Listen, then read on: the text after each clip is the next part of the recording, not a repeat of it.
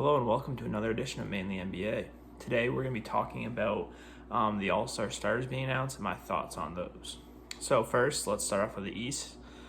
Previously, I gave my predictions for the Eastern Conference All-Stars starters, well, the whole Eastern Conference All-Stars, but we've seen the starters selected already, and I got every single one right, so pretty proud of myself. Like I said before, there's probably debate with the guards. I think the forwards are pretty straightforward.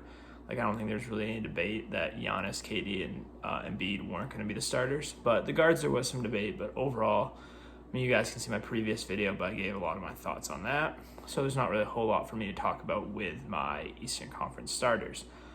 Just one thing I want to mention, I've already kind of pivoted off of naming Tobias Harris a reserve. I think I'm going to switch that with Julius Randle. So just stay tuned. When Julius Randle gets selected, just know I'm making that prediction now. I'm changing mine from the previous video.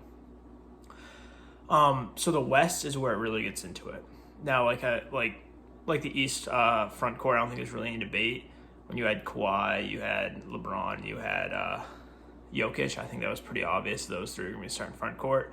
And starting back court, I think it was almost guaranteed that Steph Curry was going to get one of those backcourt spots.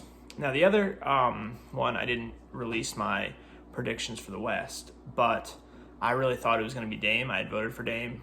Like you guys know, I am a big Luka Doncic fan. But I thought it was going to be Dame. I thought Dame deserved it because of team success. Like, he's right now carrying a team, putting up crazy numbers on crazy efficiency. I know he leads like almost all clutch time stats, which is like the last 5 minutes in 5-point games.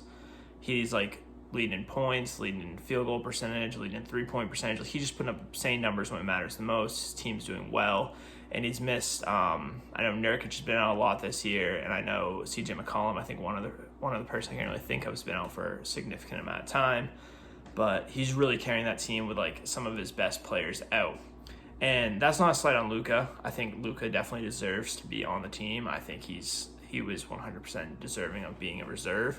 I just think with the success Dame has had this year, I do think he was deserving of this spot. He's clearly going to make it as a reserve, so it's not really a huge deal. I know at the end of the day, like, whoever's a starter and whoever's a reserve really doesn't matter, but just personally, I thought Dame was more deserving of the spot. Like I said, I gave my Eastern Conference predictions. I'm not going to really give my Western Conference predictions for the reserves just because, honestly, like, I don't get to watch enough Western Conference basketball. I think the starters are pretty easy just looking at, like, kind of the numbers and team success and what I've seen so far this year. But